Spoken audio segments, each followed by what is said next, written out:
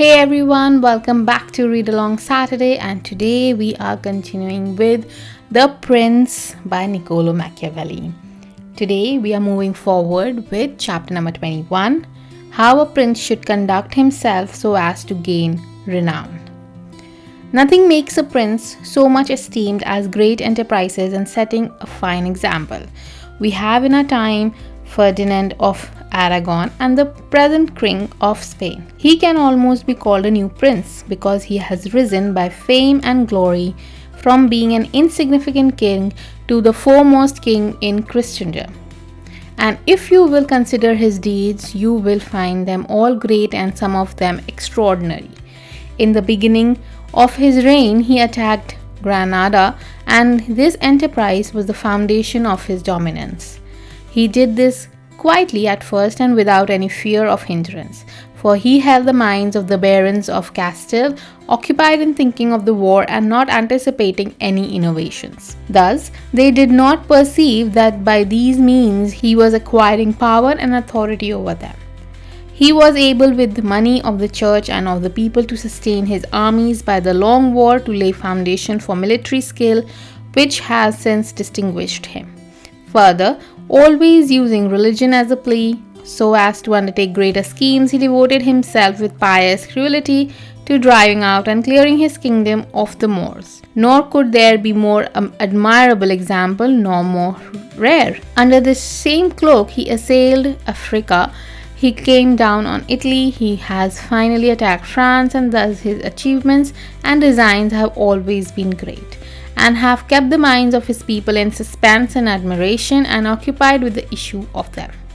And his actions have arisen in such a way, one out of the other, that the men have never been given time to work steadily against him.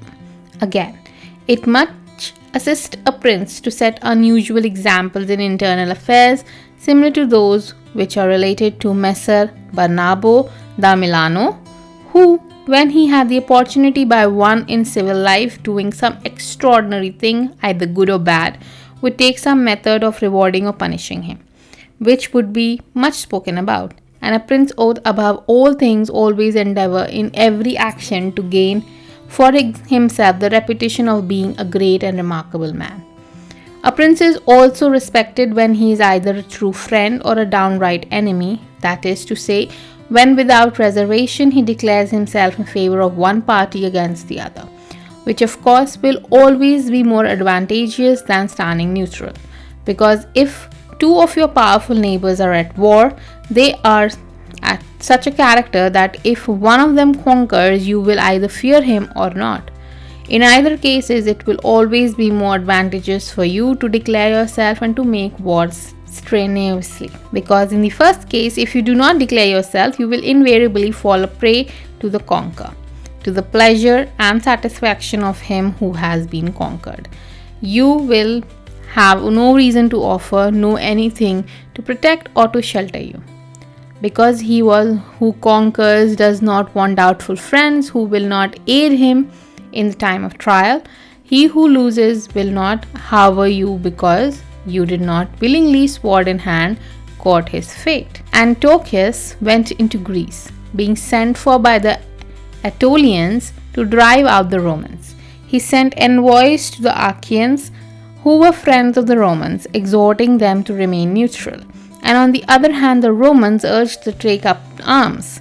This question came to be discussed in the Council of Achaeans, where the legate of Antiochus urged them to stand neutral. To this the Roman legate answered, "As for that which has been said, that it is better and more advantageous for your state not to interfere in our war, nothing can be more erroneous, because not by interfering you will be left without favor or consideration and guerdon of conqueror. Thus, it will always happen that he who is not your friend will demand your neutrality, whilst he who is your friend will entreat you to declare himself with arms. And irresolute princes, to avoid present dangers, generally follow the neutral path and are generally ruined. But when a prince declares himself gallantly in favor of one side, if the party with whom he allies himself conquers, although the victor may be powerful, may have been at his mercy, yet he is indebted to you, and there is established a bond of amity. And men are never so shameless as to become a monument of ingratitude by oppressing you. Victories, after all, are never so complete with that the victor must not show some regard, especially to justice. But if he with whom you ally yourself loses, you may be sheltered by him, and whilst he is able, he may aid you, and you become companions on the fortune that may rise again.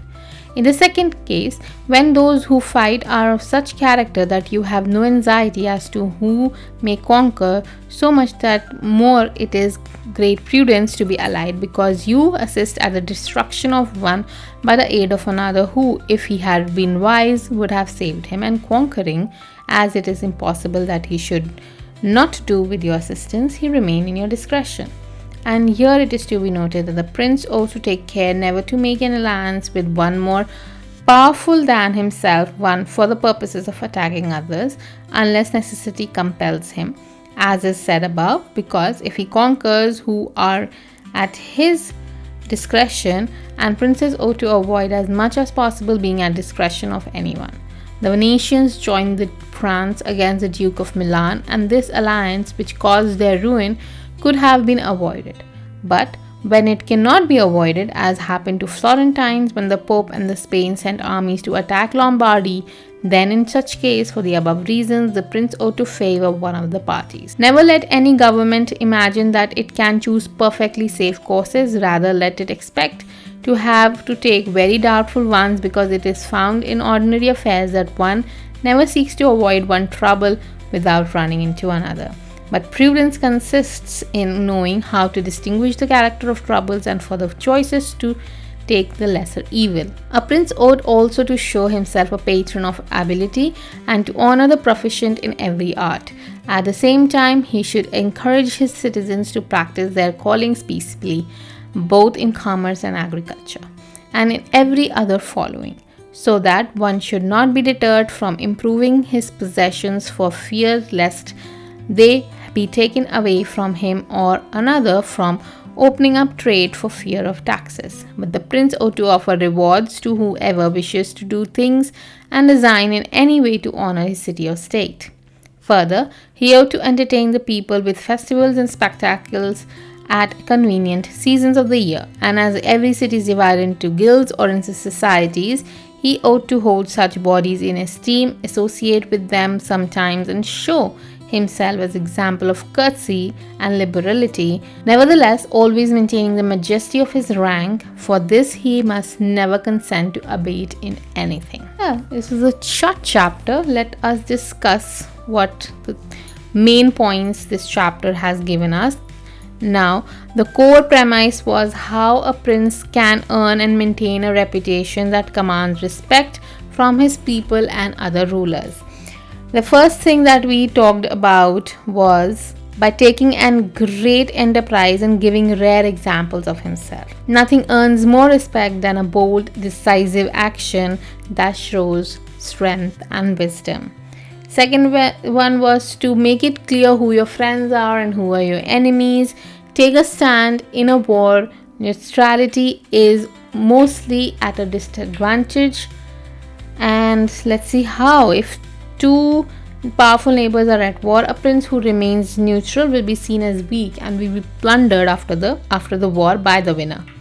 By taking a side, a prince earns the respect of his allies and can expect their support, and his enemies will know and can be dealt with. Next is there always should be rewards and punishments according to the deeds your citizens are doing. He must also provide public festivals and spectacles to keep his people entertained. Next is a wise prince should listen to his counselors, but also only when he wants to.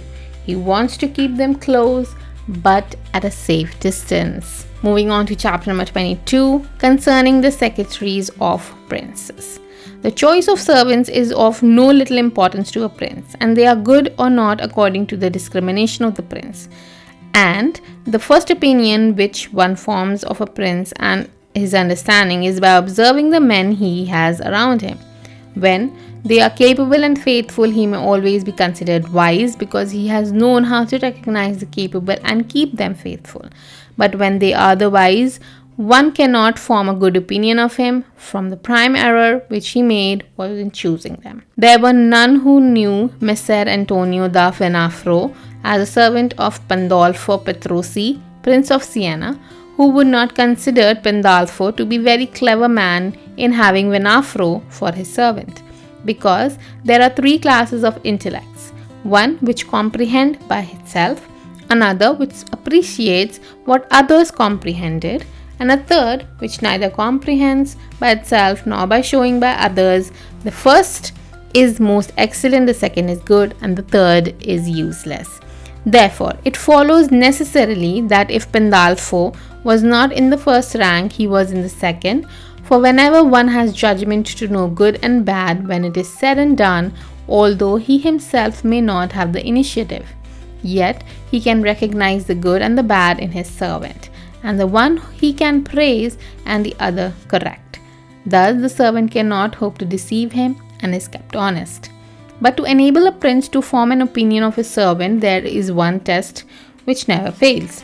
When you see the servant thinking more of his own interest than yours and seeking inwardly his own profit in everything, such a man will never make a good servant, nor will you ever be able to trust him, because he who has the state of another in his hands ought never to think of himself, but always of his prince, and never pay attention to the matters in which the prince is not concerned. On the other hand, to keep his servant honest, the prince ought to study him, honoring him and enriching him, doing him kindness, sharing with him the honors and cares, and at the same time let him see that he cannot stand alone, so that many honors may not be his desire more, many riches make him wish for more, and that many cares may make him dread chances. When, therefore, servants and princes towards servants are thus disposed, they can trust each other. But when it is otherwise, the end will always be disastrous for either one or the other. Even shorter chapter. Now, few points, excellent points. First is your litmus test. A prince's first impression of his wisdom comes from the men he keeps around him. If they are competent and faithful, the prince is considered wise. If not, he is judged poorly. 3 types of minds. The excellent one is that understands things for themselves. Good is that understand things when it shown to them by others. Useless when they cannot comprehend themselves, and cannot see when shown as well. A prince should choose a minister who is devoted to the prince, that he thinks more of the prince's interest than his own. Fine. 4th things to do to keep your minister loyal: reward him generously with riches and honors, share the burdens and responsibilities with him, give him dignity so he knows he is indispensable, ensure he is dependent on the prince. This way the minister has everything to gain from the prince's success and not everything to lose from his failure. Next, chapter number 23, how flatterers should be avoided. I do not wish to leave out an important branch of this subject, for it is a danger from which princes are with difficulty preserved unless they are very careful and discriminating. It is that of flatterers, of whom courts are full, because men are so self-complacent in their own affairs and in ways so deceived in them that they are preserved with difficulty from their best. If they wish to defend themselves, they run the danger of failing into contempt, because there is no other way of guarding oneself from flatterers except letting men understand that to tell you the truth does not offend you, but when everyone may tell you the truth, respect for your abates. Therefore, a wise prince ought to hold a third course by choosing the wise men in his state, and giving them only liberty of speaking the truth to him, and then only for those things of which he inquires and none others. But he ought to question them upon everything and listen to their opinions and afterwards form their own conclusions. With these counselors, separately and collectively, he ought to carry himself in such a way that each of them should know that the more freely he shall speak, the more he shall be preferred Outside of these, he should listen to no one, pursue the thing resolved on, and be steadfast in his resolutions. He who does otherwise is either overthrown by flatterers or is often changed by varying opinions that he falls into contempt. I wish on this subject to adduce a modern example. Fra Luca, the man of affairs to Maximilian, the present emperor, speaking of his majesty, said, "He consulted with no one, yet never got his own way in anything. This arose because of his following practice, the opposite to the above, for the emperor is a secretive man. He does not communicate his designs to anyone, nor does he receive opinions on them. But as in carrying them into effort, they become revealed and known. They are not obscured by those men whom he is around, and is being planned and diverted from them. Hence it follows that those things he does one day he undoes the next, and no one ever understands what he wishes or intends to do, and no one can rely on his resolutions. A prince therefore ought always to take counsel, but only when he wishes and not when others wish. He ought to rather discourage everyone from offering advice unless he asks it. But, however, he ought to be a constant inquirer, and afterwards a patient listener concerning the things of which he inquired. Also, on learning that anyone, on any consideration, has told him the truth, he should let his anger be felt. And if there are some who think that a prince who conveys an impression of his wisdom is not so through his own ability, but through the good advisers that he has around him, beyond doubt they are deceived, because this is an axiom which never fails, that a prince should who is not wise himself will never take good advice, unless by chance he has yielded his affairs entirely to one person who happens to be very prudent man. In this case, indeed, he will be governed, but it would not be for long, because such a governor would be short time take away his state from him. But if a prince who is not inexperienced should take counsel from one, then one he will never get united counsels, nor will he know how to unite them. Each of the counselors will think of his own interests, and the prince will not know how to control them or to see through them. And they are not to found otherwise, because men who always prove untrue to you, unless they are kept honest by constraint. Therefore, it must be inferred that good counsels, whensoever they come, are born of wisdom of the prince, and not the wisdom of the prince from good counsel. I think this was pretty much clear, right? Let's still discuss it in points. Okay. The danger of flatterers is that the prince are easily susceptible to flattery, because it satisfies their egos, but it leads to a skewed view of reality and bad decisions. A prince must have a court where people can speak the truth without the fear of offending him. The best way to do this is choose a few wise advisors and give them the liberty to speak the truth. A prince should listen to their advice, then make his own decisions made on it. Right? If a prince allows everyone to speak the truth, he risks losing their respect.